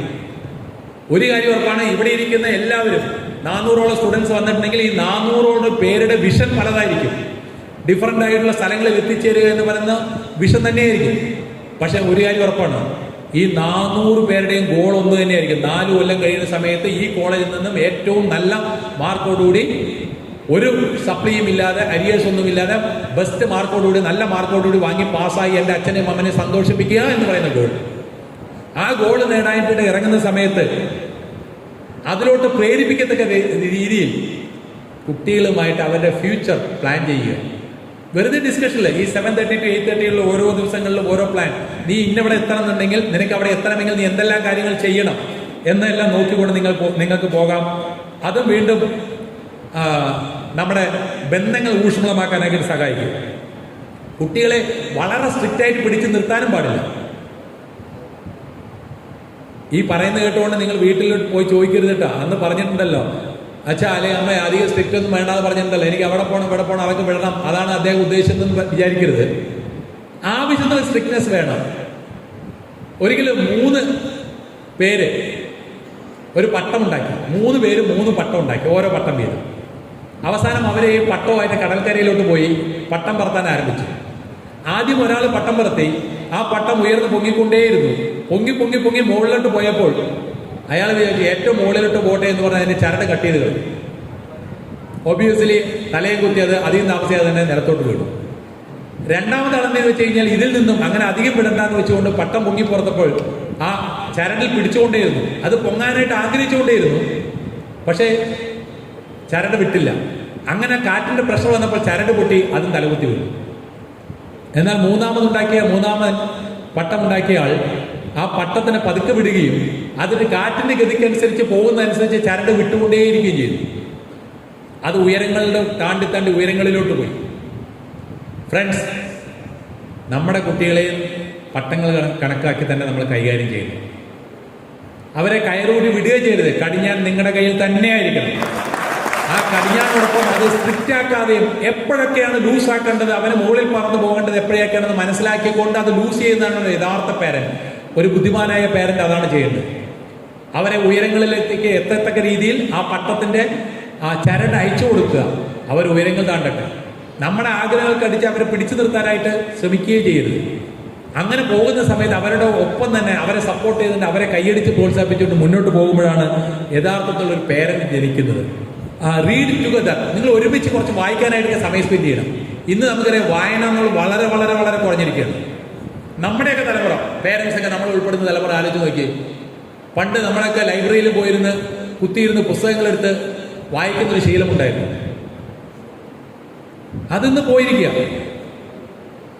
ആ വായനാശീലം കൊണ്ടുവരണം. കാരണം ഒരു പുസ്തകം എന്ന് പറയുന്നത് ഒരാളുടെ ലൈഫ് എക്സ്പീരിയൻസ് വെച്ചുകൊണ്ട് എഴുതിയിട്ടുള്ള പുസ്തകമാണത്. ആ പുസ്തകം എഴുതുമ്പോൾ എന്തെല്ലാം കാര്യങ്ങൾ ഫിഗർ ആൻഡ് ഫാക്ട്സ് കറക്റ്റ് ആക്കണം. കാരണം പ്രിന്റഡ് മീഡിയയാണ്, നെറ്റിലോ അല്ലെങ്കിൽ വെബ്സൈറ്റിലോ വരുന്ന കാര്യങ്ങൾ നമുക്ക് എപ്പോൾ വേണം എഡിറ്റ് ചെയ്യാം. പക്ഷെ ഒരു പ്രിന്റഡ് സാധനം വരുന്ന സമയത്ത് അതിൽ എഡിറ്റ് ചെയ്യാൻ പറ്റാത്ത രീതിയിൽ വളരെ ഭംഗിയായ രീതിയിൽ കമ്പോസ് ചെയ്തിട്ട് വേണം ഒരു പുസ്തകം ഇറക്കാൻ. അപ്പോൾ പുസ്തകം വായിക്കുക, അവരോടൊപ്പം സമയം സ്പെൻഡ് ചെയ്യുക. ഒന്നുമല്ലെങ്കിൽ പേരൻസിനോട് പറയാനുള്ള കാര്യം എന്ന് വെച്ച് കഴിഞ്ഞാൽ അവർക്ക് പുസ്തകം കൊടുത്തുകൊണ്ട് അവരെ കൊണ്ട് വായിപ്പിച്ച് കുറച്ച് പറഞ്ഞു തരാൻ പറയുക. പവർ ഓഫ് പോസിറ്റീവ് തിങ്കിങ് ഒരു വളരെ നല്ലൊരു പുസ്തകമാണ്. തീർച്ചയായും വായിച്ചിരിക്കേണ്ട, കുട്ടികളെല്ലാവരും വായിച്ചിരിക്കേണ്ട ഒരു പുസ്തകം തന്നെയാണ് പവർ ഓഫ് പോസിറ്റീവ് തിങ്കിങ്. 60 വർഷത്തോളമായി, അതുകൊണ്ട് 60 വർഷം കഴിഞ്ഞ പുസ്തകം എഴുതിയിട്ട്. സോ ദാറ്റ് പൈറേറ്റഡ് കോപ്പീസൊക്കെ ഇഷ്ടം ഹാർഡ്ലി 100 റുപ്പീസൊക്കെ വരുള്ളൂ അതിന് കോസ്റ്റ്. അപ്പോൾ അങ്ങനെയുള്ള പുസ്തകം വായിക്കുക, അവരോടൊപ്പം സമയം സ്പെൻഡ് ചെയ്യുക. ആ പുസ്തകത്തിൽ നിന്ന് കിട്ടുന്ന എക്സ്പീരിയൻസ് മാത്രം മതി ചിലപ്പോൾ ജീവിതം മാറി മറിയാനായിട്ട്. അത് കൃത്യമായി വീണ്ടും ഒന്നുകൂടി ആവർത്തിച്ച് പറയട്ടെ, ഒരു പുസ്തകത്തിൽ നിന്ന് കിട്ടുന്ന ഒരൊറ്റ കാര്യം മാത്രം മതി ചിലപ്പോൾ അതൊന്ന് ഹിറ്റായി കഴിഞ്ഞിട്ടുണ്ടെങ്കിൽ, സ്ട്രൈക്ക് ചെയ്ത് കഴിഞ്ഞാൽ, ട്രിഗർ ഔട്ട് ചെയ്ത് കഴിഞ്ഞാൽ നമ്മുടെ ജീവിതത്തിൽ മാറ്റം ഉണ്ടാക്കാനും നമ്മൾ വിചാരിക്കത്തക്ക ഉയരങ്ങളിലേക്ക് നമുക്ക് പോകാനും സാധിക്കും. ഇന്ന് മൊബൈൽ, പല പേരൻസ് വിചാരിക്കുന്നതാണ് മൊബൈലിനെ കുറിച്ച് എന്താ പറയാൻ പോകുന്നുള്ളത്. അവരുടെ കയ്യിൽ നിന്ന് മാറ്റി വെക്കാൻ പറയാനേ പാടില്ല. മൊബൈൽ മാറ്റി വെക്കണം ഫ്രണ്ട്സ്, പറഞ്ഞേ കുട്ടികളെ, മാറ്റി വെക്കണം. ഹലോ, വേണ്ടേ മൊബൈൽ? വേണ്ടേ? വേണം, തീർച്ചയായും വേണം. അത് നമ്മുടെ ഉപയോഗത്തിനായിട്ട്, നമ്മുടെ പഠനത്തിനായിട്ടൊക്കെ എങ്ങനെയൊക്കെ ഉപയോഗിക്കാൻ പറ്റും നോക്കുക. നമുക്കറിയാം ഇന്ന് മൊബൈലിലോട്ട് കയറി കഴിഞ്ഞാൽ എസ്പെഷ്യലി റീൽസ് നമ്മൾ കണ്ടു കഴിഞ്ഞാൽ, തുടങ്ങിക്കഴിഞ്ഞാൽ, ഒരെണ്ണം കണ്ടു കഴിഞ്ഞാൽ തീർന്നു. അവിടുന്ന് അങ്ങോട്ട് അത് തന്നെ 30 സെക്കൻഡ് 1 മിനിറ്റ് താഴെയുള്ള നമുക്ക് അറ്റൻഷൻ സ്പാൻ പോലും ഇല്ല. മുഴുവൻ ആവണമെന്ന് സ്ക്രോളപ്പ് ചെയ്ത് പോയിക്കൊണ്ടേയിരിക്കും. പിന്നെ അവിടുന്ന് എഴുന്നേൽക്കുന്നത് അടുത്ത ഭക്ഷണം കഴിക്കുന്ന ടൈമൊക്കെ കഴിഞ്ഞ് ഒടിഞ്ഞു മടങ്ങി വീഴുമെന്ന് ആകുമ്പോഴേക്കും ടൈം പോയി നമ്മൾ അറിയില്ല. സമയത്തിന് വളരെ വളരെ വിലയുള്ളതാണ്. ഒരു സമയം പോലും നമുക്ക് കളയാനില്ല. നമുക്കറിയാം റിയോയിൽ നടന്ന ഒളിമ്പിക്സിൽ 100 മീറ്റർ ഓട്ട മത്സരത്തിൽ ഉസൈൻ ബോൾട്ട് 1ാം സമ്മാനം നേടിയെങ്കിൽ അദ്ദേഹം നേടിയത് 9.81 സെക്കൻഡിലാണ്. 9.81 സെക്കൻഡ് കൊണ്ടാണ് അദ്ദേഹം ഗോൾഡ് മെഡൽ നേടിയതെങ്കിൽ 2ാം സ്ഥാനം നേടിയ ജസ്റ്റിൻ ഗാറ്റ്ലിൻ എടുത്ത സമയം എന്ന് പറയുന്നത് 9.89 സെക്കൻഡാണ്. ദാറ്റ് മീൻസ് 8 മില്ലി സെക്കൻഡ് വ്യത്യാസത്തിലാണ് ഒരു സിൽവർ മെഡൽ നഷ്ടപ്പെട്ടത്. അതുകൊണ്ട് മാത്രം ആ സമയങ്ങളിൽ ജസ്റ്റിൻ ഗാറ്റ്ലിനെ ആരും അറിയാതെ ഉസൈൻ ബോൾട്ട് എന്ന് പറഞ്ഞ താരമായി മാറി. സമയത്തിന് വില അത്രയുമാണ്. ആ വാച്ചിൽ കാണുന്ന സമയം മാത്രമല്ല, നമ്മൾ ഈ ഭൂമിയിൽ ജീവിച്ചിരിക്കുന്നതിന് ഒരു ടൈം സ്പാൻ ഉണ്ട്. ഇന്ന് സാറ് പറഞ്ഞു AI വന്നു കഴിഞ്ഞാൽ 100 120 വർഷം ഒക്കെ ജീവിച്ചിരുന്നാലൊക്കെ കൊള്ളാം. അത്രയും സമയം, ആ സമയത്തിനകത്ത് നമുക്ക് തീർക്കേണ്ടതായിട്ടുള്ള കാര്യങ്ങളുണ്ട്. അത് നമ്മൾ തീർക്കണം ഫ്രണ്ട്സ്. അങ്ങനെയാണെങ്കിൽ എൻ്റെ ഒരു ചോദ്യം ചോദിക്കട്ടെ, നമ്മുടെ 7 old wonders of the world എന്തൊക്കെയാണ്? ലോകാത്ഭുതങ്ങൾ, 7 ലോകാത്ഭുതങ്ങൾ എന്നറിയപ്പെടുന്ന കാര്യങ്ങൾ എന്തൊക്കെയാണ്? ഒരെണ്ണം, ഇന്ത്യയിൽ ഒരെണ്ണം താജ്മഹൽ. Very good. ആരാ പറഞ്ഞത്? ഒരു കയ്യടി കൊടുത്തോളൂ, നല്ലൊരു കയ്യടി കൊടുത്തോളൂ, ഒരു കയ്യടി. താജ്മഹലാണെങ്കിൽ ഒന്നാമത്തെ, അപ്പൊ കിട്ടിക്കാണുമല്ല. രണ്ടാമത്തെ 2 great wall of China. Okay, great wall of China ചൈനയിൽ വൻമതിലാണ് രണ്ടാമത്തെ. എങ്കിൽ മൂന്നാമത്തെ കിട്ടിയില്ല. Eiffel tower. അവിടെ ഈഫൽ ടവർ പറഞ്ഞോ? Eiffel tower. Okay, Eiffel tower ആണ് മൂന്നാമത്തെ. എങ്കിൽ ഈജിപ്തിലെ പിരമിഡാണ് നാലാമത്തെ. എങ്കിൽ അഞ്ചാമത്തെ കിട്ടിയില്ല. അല്ല, ഓൾഡ് വണ്ടേഴ്സ്. പിന്നെ വരെ അവശേഷിക്കുന്ന 2 5 കഴിഞ്ഞെങ്കിൽ 2 റോമിലെ കൊളോസിയവും ബാബിലോണിലെ ഹാങ്ങിങ് ഗാർഡനും, തൂങ്ങുന്ന ഉദ്യാനവും, ആൻഡ് റോമിലെ കൊളോസിയം. അങ്ങനെയാണ്. ചോദ്യം ഇതാണ്, ഈ 7 വണ്ടേഴ്സിനെ, ആ 7 വണ്ടേഴ്സ് 7 അത്ഭുതങ്ങൾ എന്ന് പറയുന്നത് എന്തുകൊണ്ടാണ് അവയെ 7 അത്ഭുതങ്ങൾ എന്ന് പറയാൻ കാരണം? ഒരൊറ്റ കാര്യമുള്ളൂ. അതുപോലത്തെ ഒരെണ്ണം അത് മാത്രമേ ഉള്ളൂ. ഒരു താജ്മഹൽ എന്ന് പറഞ്ഞാൽ ഒരൊറ്റ താജ്മഹലേ ഉള്ളൂ. ഒരൊറ്റ ഈജിപ്തിലെ പിരമിഡേ ഉള്ളൂ. ഒരൊറ്റ ഗ്രേറ്റ് വാൾ ഓഫ് ചൈനയേ ഉള്ളൂ. ഒരേ ഒരു ഈഫൽ ടവറേ ഉള്ളൂ. വിട്ടുപോയത് പിസ ടവറേ ഉള്ളൂ. ആൻഡ് ഹാങ്ങിങ് ഗാർഡൻ ഒന്നേ ഉള്ളൂ. റോമിലെ കൊളോസിയം ഒന്നേ ഉള്ളൂ. ലോകത്ത് ഒരേ ഒരു സാധനം മാത്രം അങ്ങനെ ഉണ്ടായിരുന്നെങ്കിൽ അതിനെയാണ് ലോകാത്ഭുതങ്ങൾ എന്ന് പറയുന്നുണ്ടെങ്കിൽ നമ്മൾ ആലോചിച്ചുകൊണ്ട് ഒരെണ്ണമുണ്ട്. ഇവിടെ ഇരിക്കുന്ന എല്ലാവരും ലോകാത്ഭുതങ്ങളല്ലേ? ഒന്ന് ആലോചിച്ച് നോക്കി. നിങ്ങളെപ്പോലെ ഒരൊറ്റ ക്രീച്ചറിലുള്ളൂ, ഒരൊറ്റ ആളല്ലുള്ളൂ. അങ്ങനെയാണ് യഥാർത്ഥ ലോകാത്ഭുതങ്ങൾ എന്ന് പറയുന്നത് ഇവിടെ ഇരിക്കുന്നവരാണ്. അത് നമ്മൾ നോക്കണം. ആ ലോകാത്ഭുതങ്ങൾ എന്താണെന്ന് നോക്കിക്കൊണ്ട് നമുക്ക് വേണം മുന്നോട്ട് പോകാനായിട്ട്. നമുക്ക് ചില സമയത്ത് ചില ഗോളുകളൊക്കെ അച്ചീവ് ചെയ്യുമ്പോൾ ഇതൊക്കെ എന്നെ കൊണ്ട് സാധിക്കുമോ? നമ്മുടെ ഇവിടെ വന്നിട്ടുള്ള പല ആൾക്കാർ പല രീതിയിലായിരിക്കും അഡ്മിഷൻ കിട്ടില്ല. NRI കോട്ട ഉണ്ടാവാം, മാനേജ്മെന്റ് കോട്ട ഉണ്ടാവാം, മെറിറ്റ് ഉണ്ടാവാം, എല്ലാം ഉണ്ടാവും. അതെല്ലാം തീർന്നു. ഇനി പാസ്റ്റിനെ കുറിച്ച് ഒന്നും ആലോചിക്കണ്ട. നിങ്ങളുടെ മുമ്പിലുള്ള 4 വർഷം ആ ഫ്യൂച്ചറിനെ കുറിച്ച് മാത്രമാണ് ആലോചിക്കേണ്ടത്. അവിടെ ആലോചിച്ച് ഈ 4 വർഷം ഓരോ ദിവസവും ചെയ്യാനുള്ള കാര്യങ്ങൾ വൃത്തിയായി ചെയ്തുകൊണ്ട് നമ്മുടെ ഗോളുകൾ നേടിക്കൊണ്ട് നമ്മുടെ വീട്ടിൽ നമ്മുടെ പരിസര പ്രദേശങ്ങളിൽ ഒരു എഞ്ചിനീയർ ഇൻ ടൈമിനകത്ത് പാസ്സായ engineer, I underline that sentence, in ടൈമിനകത്ത് 4 വർഷത്തിന് പാസ്സായ എഞ്ചിനീയർ എന്ന് പറയുന്ന ആ ഗോൾ നേടാനായിട്ട് നിങ്ങൾ ഓരോരുത്തരും റെഡിയാണെങ്കിൽ നിങ്ങളുടെ പേരൻസ് നിങ്ങളുടെ കൂടെ ഉണ്ടാവും. R you ready for that students? R you ready? R you ready? അങ്ങനെയാണെങ്കിൽ ഏതെങ്കിലും സംശയം, ഒരു ചെറിയ സംശയങ്ങളും എനിക്ക് ആ ഗോൾ നേടാൻ പറ്റുമോ എന്നൊരു സംശയം വരികയാണെങ്കിൽ സെർജിയോ ബുക്ക എന്ന് പറയുന്ന ആളുടെ കഥയൊന്ന് ഓർത്താൽ മതി.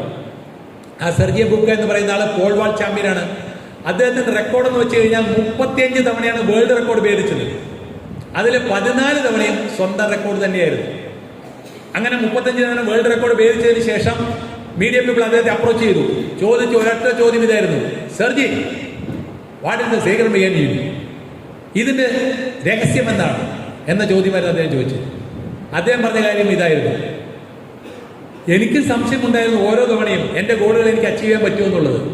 ഞാൻ ഓരോ തവണ വടിയും എടുത്തുകൊണ്ട് ആ ക്രോസ് ബാർ ചാടിക്കിടക്കാനായിട്ട് നിൽക്കുമ്പോൾ ആ ക്രോസ് ബാർ കാണുമ്പോൾ അത്രയും പൊക്കത്തിൽ എനിക്ക് ചാടിക്കിടക്കാൻ പറ്റുമോ എന്ന സംശയം എനിക്കുണ്ടാവും. അപ്പോൾ ഞാൻ ചെയ്യുന്ന ഒരു വിദ്യയുണ്ട്. I will throw my mind over the crossbar. ഞാൻ എൻ്റെ മനസ്സിനെ ആ ക്രോസ് ബാറിന്റെ മുകളിലൂടെ വലിച്ചെറിയും. അങ്ങനെ ഞാൻ വലിച്ചെറിഞ്ഞു കഴിഞ്ഞാൽ my body will follow my mind. എൻ്റെ ശരീരം എന്ത് ചെയ്യും? എൻ്റെ മനസ്സിനെ പിന്തുടർന്നുകൊണ്ട് പോയിട്ട് ആ ക്രോസ് ബാർ ചാടിക്കിടക്കുമെന്നാണ് അദ്ദേഹം പറഞ്ഞത്. അങ്ങനെ ഓരോ തവണ ചാടിക്കിടക്കുമ്പോഴും ഞാൻ എന്ത് ചെയ്യും? 1/2 ഇഞ്ചും 1 ഇഞ്ചും ഒക്കെ പൊക്കി വെക്കും. ആ ക്രോസ് ബാർ പൊക്കി വെക്കും. അങ്ങനെ പൊക്കി വെച്ച് കഴിഞ്ഞാൽ എനിക്ക് തീർച്ചയായും സംശയം ഉണ്ടാകുന്ന സാഹചര്യങ്ങളിലൊക്കെ ഞാൻ എന്ത് ചെയ്യും? ഓരോ തവണയും എൻ്റെ മനസ്സിനെ വലിച്ചെറിയും. സോ ഫ്രണ്ട്സ്, അങ്ങനെ നിങ്ങളുടെ ജീവിതത്തിൽ എന്തെങ്കിലും ഒരു സംശയമുണ്ടെങ്കിൽ നിങ്ങൾ ചെയ്യേണ്ട ഒരൊറ്റ കാര്യമേ ഉള്ളൂ. ആദ്യം നിങ്ങളുടെ മനസ്സ് എനിക്കത് നേടിയെടുക്കാൻ സാധിക്കുമെന്ന് പറയുന്ന മനസ്സങ്ങോട്ട് വലിച്ചെറിയുക. നിങ്ങളുടെ ശരീരം അതിനെ പിന്തുടർന്ന് നിങ്ങളുടെ ഗോളുകൾ നേടാനായിട്ട് നിങ്ങൾക്ക് സഹായിക്കും. അതോടൊപ്പം തന്നെ ഇവിടെ ഈ 4 വർഷത്തെ ഇവിടെ കോളേജ് ആക്ടിവിറ്റീസ്, ഒരുപാട് ആക്ടിവിറ്റീസ് ഇവിടെ അറേഞ്ച് ചെയ്തിട്ടുണ്ട്. ഇത് നമുക്ക് ആനന്ദിക്കാനുള്ളതാണ്. ആ കോളേജ് ഡേയിൽ വരാതിരിക്കരുത്. അന്ന് സിനിമ കാണാൻ പോകരുത്. കോളേജ് ഡേയിൽ എന്തെങ്കിലുമൊക്കെ ആക്ടിവിറ്റിയിൽ പങ്കെടുക്കണം.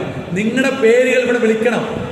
ആ വിളിക്കുന്ന സന്ദർഭത്തിൽ നിങ്ങൾ വന്ന് എന്തെങ്കിലുമൊക്കെ ആക്ടിവിറ്റിയിൽ പങ്കെടുത്തോണ്ടേ. കാരണം ഈ 4 വർഷമേ ഉള്ളൂ. ബാക്കിയുള്ളവർ നമ്മളെ ഓർമ്മിക്കത്തക്ക രീതിയിൽ നമുക്കിവിടെ സ്പെൻഡ് ചെയ്യാനായിട്ട്. അതിനുവേണ്ടി നിങ്ങളെ നല്ല എഞ്ചിനീയറായിട്ട് വാർത്തെടുക്കാൻ പ്രഗത്ഭരായ അധ്യാപകരുണ്ട്. ഒരു സംശയം വേണ്ട, നിങ്ങളിവിടെ ഇന്ന് എത്തിച്ചേർന്നുള്ള റൈറ്റ് ട്രാക്കിലാണ്.